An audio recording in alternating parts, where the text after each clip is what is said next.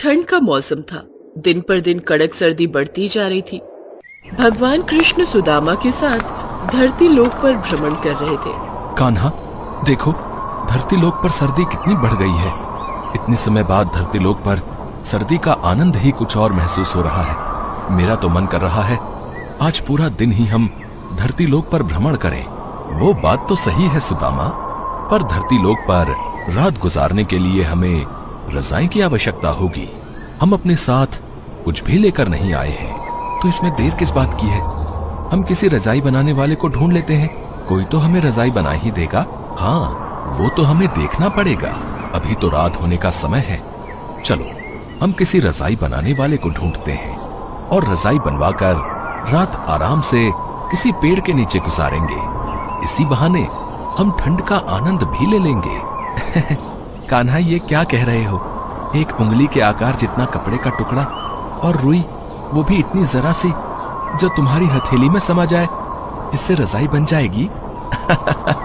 तुम भी शरारत करना कभी नहीं छोड़ते। तुम्हारी तो माया ही अद्भुत है। सुदामा, मैं अपने भक्तों का निस्वार्थ प्रेम देखना चाहता हूँ, इसलिए एक छोटी सी परीक्षा ही सही। कान्हा जी और सुदामा जी ने साधारण छोटे बालकों का रूप धारण कर लिया।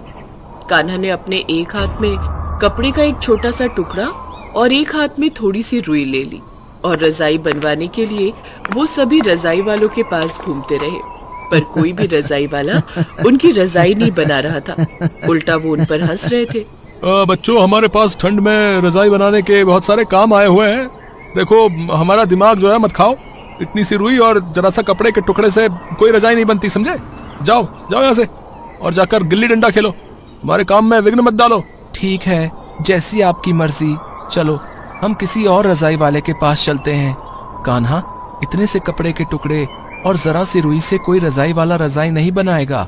उल्टा देखो ना, सब हम पर हंस रहे हैं। तुम अपने चमत्कार से रजाई बना लो ना, बहुत ठंड लग रही है। कान्हा, सुदामा, सब्र करो, सब्र का फल मीठा होता है। अभी तो शुरुआत है। इस गांव में और भी बहुत रजाई वाले हैं, कोई ना कोई हमारी रजाई जरूर बना देगा। कान्हा और सुदामा बच्चों के रूप में इधर उधर पूरा दिन रजाई बनवाने के लिए घूमते रहे। शाम होने वाली थी और ठंड भी बढ़ रही थी, पर कोई भी उनकी रजाई नहीं बना रहा था। कुछ घंटे घूमने के बाद कान्हा और सुदामा उस गांव से दूसरे गांव में पहुंचे। कान्हा, क्या कर रहे हो? पिछले कितने सारे गांव में हम घूम लिए, पर कोई भी हमें रजाई नहीं बना कर दे रहा। अब इस गांव में पहुंचते पहुंचते रात होने वाली है, अभी भी किसी ने रजाई नहीं बनाई, तो तुम क्या करोगे? सुदामा, तुम खुद ही तो कहते हो कि ठंड का आनंद लेना है। अब ये ठंड में घूमकर तुम ठंड का आनंद ही तो ले रहे हो। चलो एक दो जगह और पूछते हैं। वो सामने एक रजाई वाला दिख रहा है, चलो उससे पूछते हैं। कान्हा और सुदामा उस रजाई वाले के पास पहुंचते हैं। भैया, हमें बहुत ठंड लग रही है। हमारे पास ये कपड़े का टुकड़ा और रुई है, क्या आप हमें इसकी रजाई बना दोगे? हमें बहुत ठंड लग रही है। अरे बच्चों, पागल हो गए हो क्या? हैं? इतने से टुकड़े की रजाई भला कैसे बनेगी? और बन भी गई तो क्या वो तुम्हारी ठंड दूर कर पाएगी? बिल्कुल नहीं। मेरे पास तुम्हारी इन फालतू की चीजों के लिए समय नहीं है, समझे? जाओ अपने माता पिता के पास वापस लौट जाओ। और ये कोई खिलौने बनाने की दुकान नहीं है जो तुम्हारी छोटी सी रजाई बन जाएगी। मेरे पास और भी बहुत काम है। कान्हा, रहने दो, ये हमारी रजाई नहीं बनाएंगे। चलो यहाँ से चलो। कृष्ण जी और सुदामा वहाँ से जाने लगे, तभी एक बूढ़े बुढ़िया जो एक टूटी फूटी झोपड़ी के बाहर बैठे आग सेक रहे थे, उन्होंने कान्हा जी को आवाज लगाई। बच्चों, यहाँ आओ, हम तुम्हारी रजाई बना देंगे। हाँ बच्चों, यहाँ आओ, लाओ रजाई बनाने का ये सामान हमें दे दो। आप हमारी रजाई बना दोगे?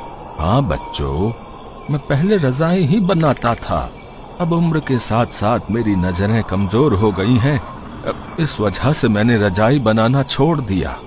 सुनो जी, बच्चे बड़े मासूम हैं, लगता है खेलने के लिए रजाई बनवा रहे हैं। तुम इनकी सुंदर सी रजाई बना दो, दोनों बच्चे खुश हो जाएंगे। हाँ जानकी, तुम चिंता मत करो, मैं इनके लिए बहुत सुंदर रजाई बना दूंगा। लाओ ये टुकड़ा और रुई मुझे दो। कान्हा ने मुस्कुराते हुए वो कपड़े का टुकड़ा और रुई उन बूढ़े आदमी के हाथ में दे दी। तब तक बूढ़े आदमी की पत्नी कान्हा और सुदामा के लिए कुछ खाने पीने का सामान भी ले आई। उनके लिए तो वे दोनों साधारण बालक ही थे। उन्हें क्या पता था कि वो तो साक्षात कान्हा की रजाई बना रहे हैं। अब समय था कान्हा के चमत्कार का। जैसे जैसे बूढ़ा आदमी रजाई बनाता गया, वैसे वैसे रजाई का आकार बढ़ने लगा। वो बूढ़ा आदमी और उसकी पत्नी दोनों हैरान रह गए कि ये सब क्या हो रहा है। वो घबरा गए। तभी कान्हा और सुदामा असली रूप में आ जाते हैं। अपने सामने साक्षात भगवान कृष्ण और सुदामा जी को देखकर वो बूढ़े बुढ़िया चौंक जाते हैं। साक्षात भगवान हमारे सामने, हमारी बूढ़ी आंखों पर हमें यकीन नहीं हो रहा। प्रभु, आप स्वयं। घबराओ नहीं बूढ़े बाबा, ये सब कान्हा की ही माया है। हाँ बाबा, हम तो धरती लोक पर सबकी परीक्षा ले रहे थे और आप परीक्षा में उत्तीर्ण हो गए। इसलिए मैं आपको आपकी निस्वार्थ सहायता के लिए उपहार देना चाहता हूँ। अब आपके दुख और गरीबी के दिन दूर हो जाएंगे। वो बूढ़े बुढ़िया देखते हैं कि जो रजाई उन्होंने बनाई थी उसके जैसी बहुत सारी रजाइयों के ढेर वहां लग जाते हैं। आपने हमारे लिए रजाई बनाई, इसलिए मैं आपको ये सारी रजाइयां उपहार में दे रहा हूँ। अब इन्हें बेचकर खूब पैसे कमाओ। मेरा आशीर्वाद सदैव आप दोनों के साथ रहेगा। वो बूढ़ा आदमी और उसकी पत्नी दोनों हाथ जोड़े खड़े थे। उसके पश्चात भगवान कृष्ण और सुदामा अंतर्ध्यान हो जाते हैं। अगले दिन जब आसपास के सभी रजाई बनाने वालों को ये बात पता चली तो उन्हें अपने ऊपर बहुत पछतावा हुआ कि उन्होंने साक्षात भगवान कृष्ण को नहीं पहचाना। सब उनसे मन ही मन क्षमा प्रार्थना करते हैं। वे सब उन बूढ़े बुढ़िया की बहुत प्रशंसा करते हैं कि वो दोनों बहुत किस्मत वाले हैं कि उन्हें साक्षात भगवान के दर्शन हुए और उनकी रजाई बनाने का सौभाग्य प्राप्त हुआ।